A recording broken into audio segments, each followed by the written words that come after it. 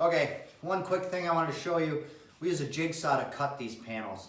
I know they say you can use a skill saw, anything with a wood blade. What we use is a jigsaw with a laminate blade. We find that that works best and it makes the cleanest edge.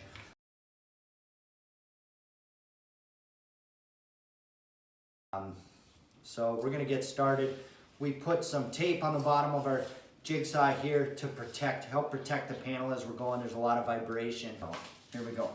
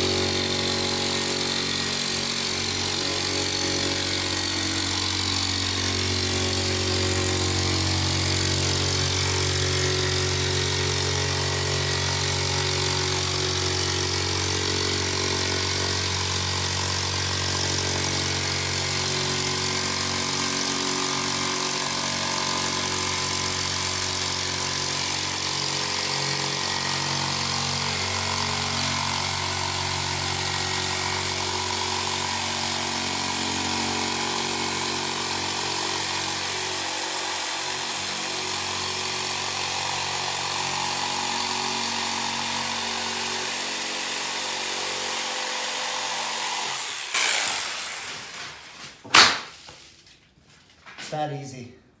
This wall panel should fit perfectly.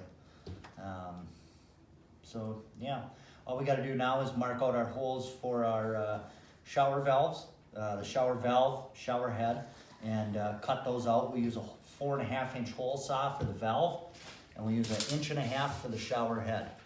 And yeah, we'll show you what it looks like when we're all done.